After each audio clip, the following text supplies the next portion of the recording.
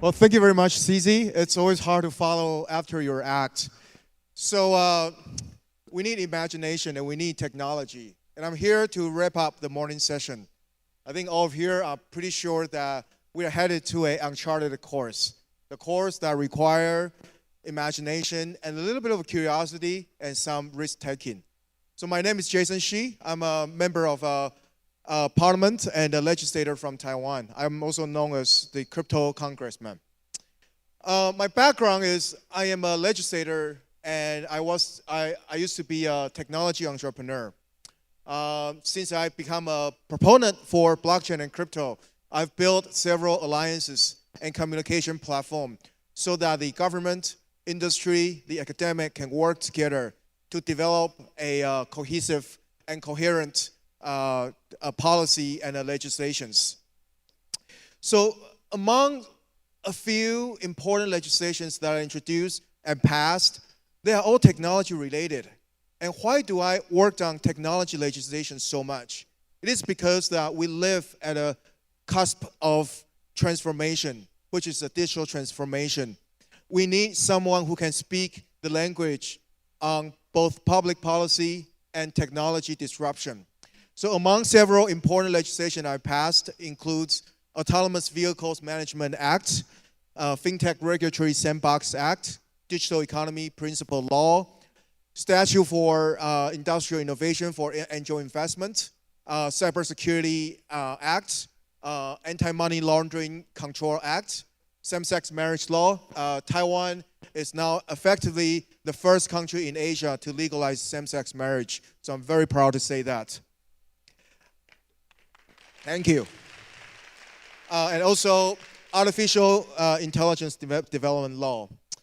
So all of this speak on a very national and legislative level. But how do we implement it? How do we make sure that it's a consolidated effort? So we need to build an understanding. We need to build a communication platform. So on May 22nd, 2018, I formed Parliamentary Coalition for Blockchain and Taiwan Blockchain Self-Regulatory Organization as a way for industry to discuss with the government.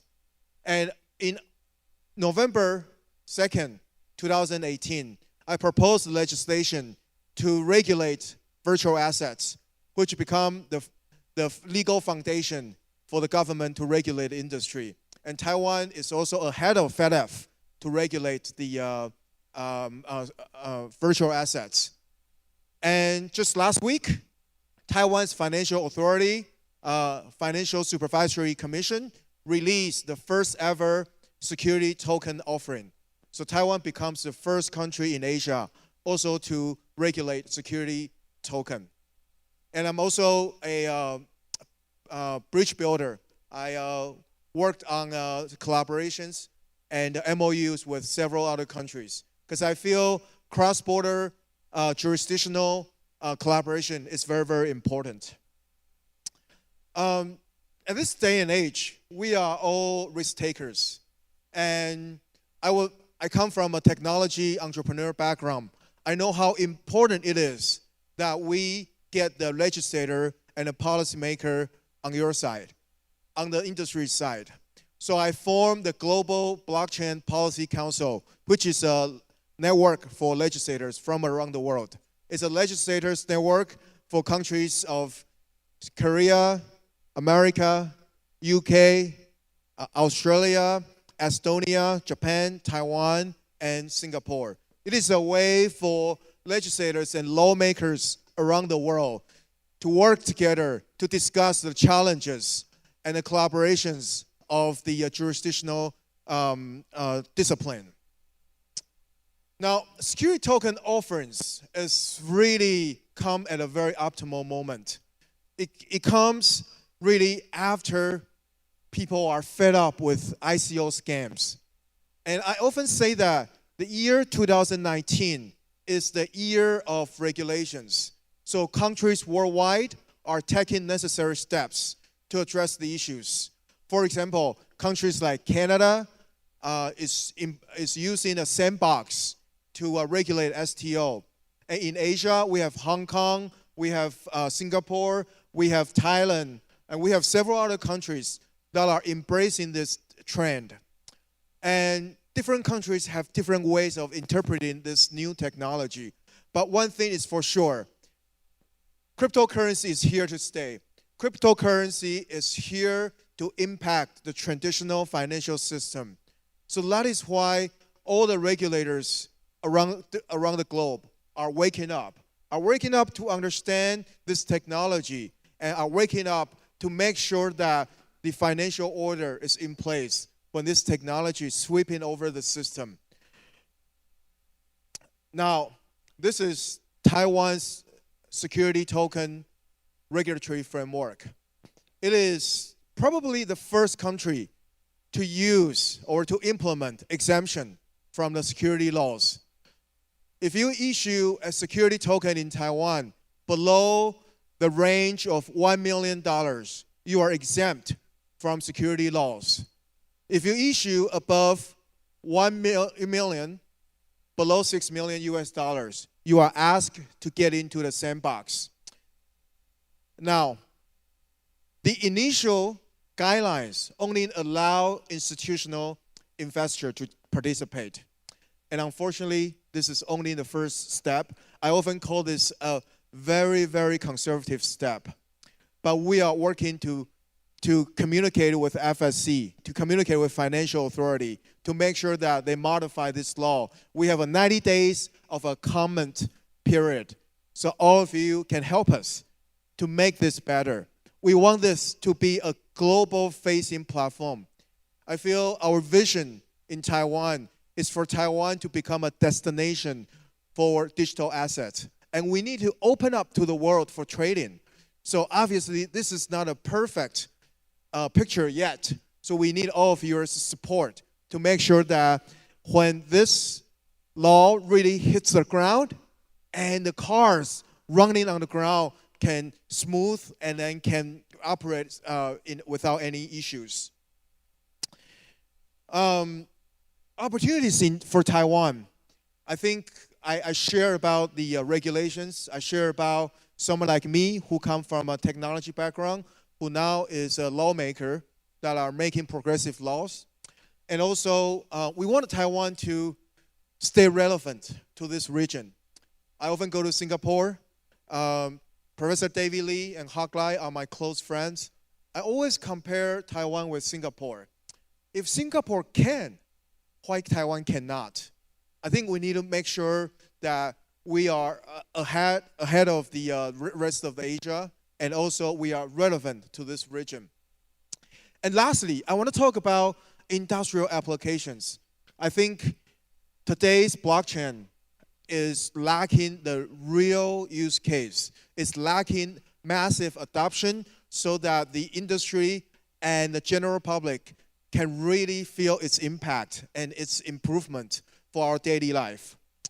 So just a few things, why Taiwan has this advantage to be blockchain tech island.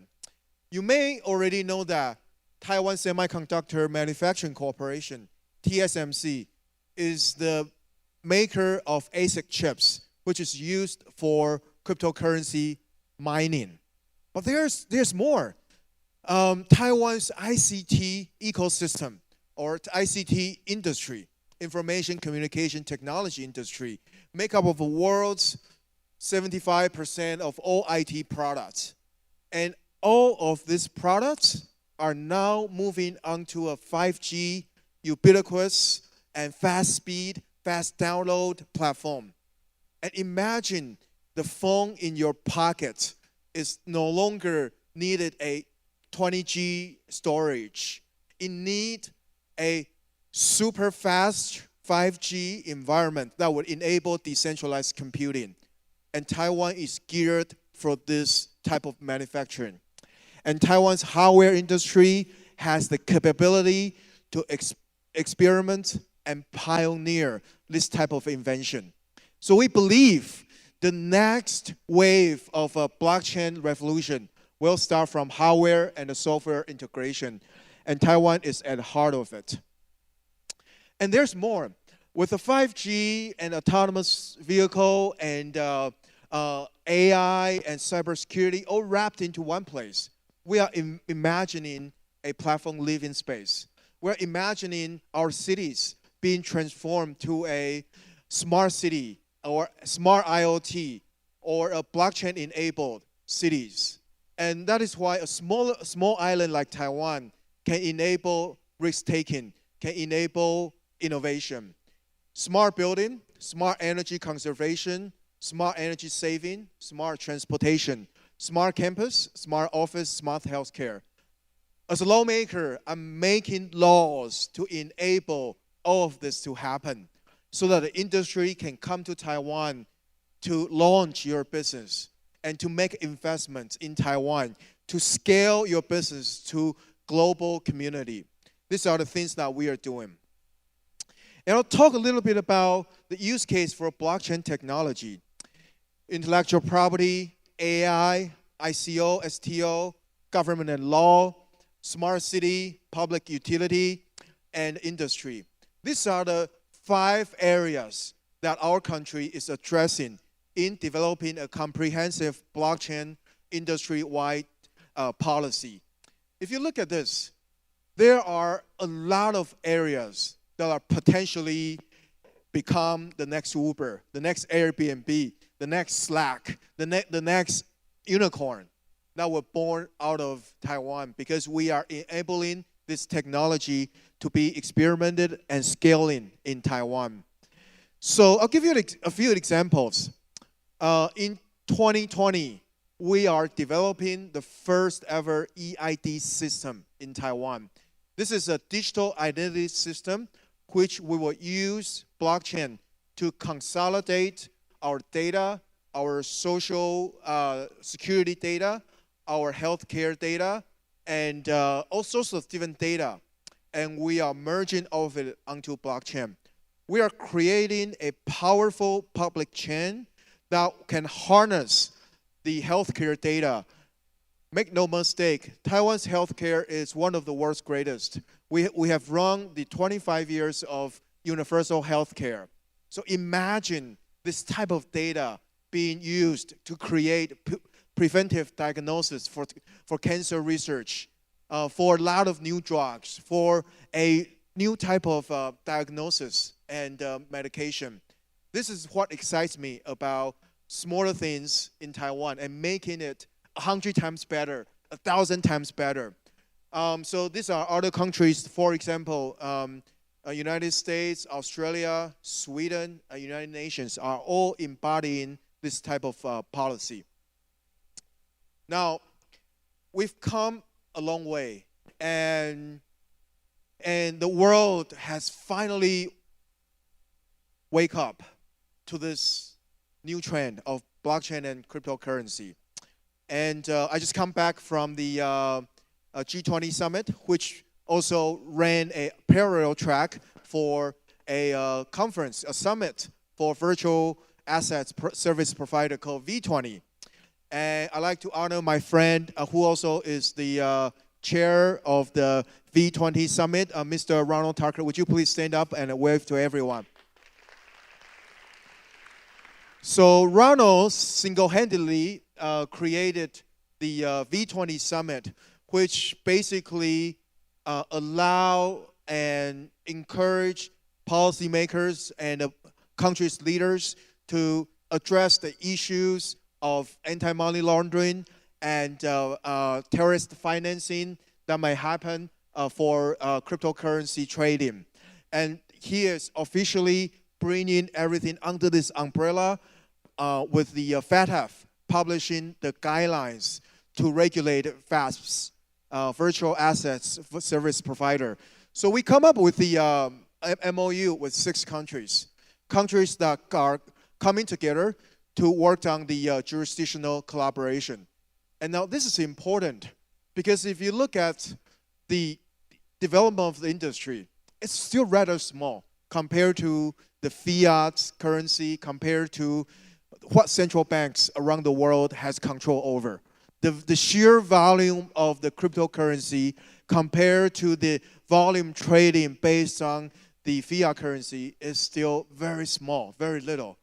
So what we need to do is that we need platform to bring together regulators to work together to educate policymakers and politicians.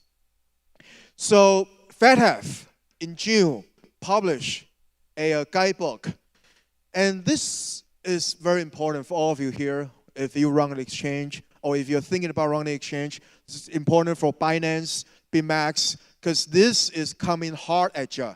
This FATF is calling for a consolidated, regulated environment for all cryptocurrency operators.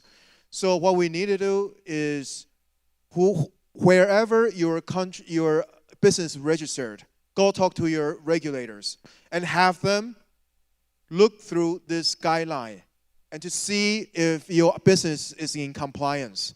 And this is very important. And we need to work together to make sure that FATF understand the good of technology rather than penalize for the sake of penalty the industry. I think I often talk about blockchain with a mixture of feelings. I love this industry. I'm a crypto congressman, and I'm a rare animal. I'm a rare species in this environment, in the political landscape. What I would like to see happen, and this is an open call to all of you, is that you put the technology in the hands of the people who needed it. Today's issue with blockchain and crypto is it is being used by too little people in a very restricted purposes. But I want to showcase a few examples that I believe will help this industry, that will help the industry in general, that would shine a light on the good of humanity because of the existence of this technology. Blockchain can help with a refugee crisis. Imagine refugees using blockchain for their own digital identities. You know, 1 out of 7 people in the world live without passports. So can you imagine these refugees, this group of people, more than 1 billion people that can use blockchain to secure their identity and also have the financial dignity to buy food, to buy the life necessities. And there's a lot of things that we need to do. And I've seen international organizations like Yuan and several other agencies that are using it. So I encourage all of you here to work on big problems, to solve big problems. Rather than buying and selling coins, use the technology to solve the problems that our humanity is facing with.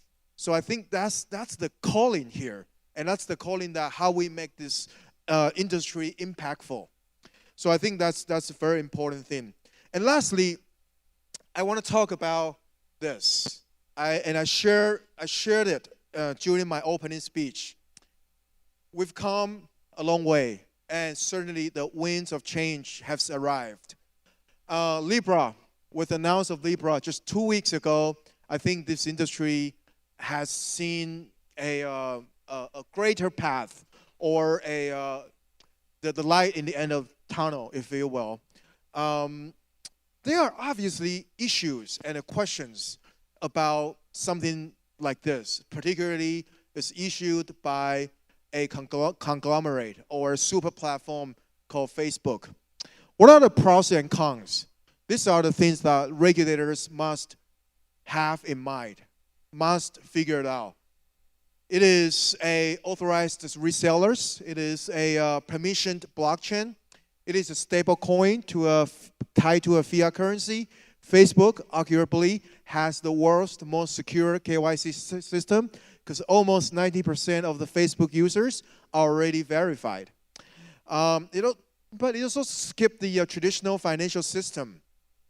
The problem, a lot of regulators have also already addressed this. It could become a shadow bank.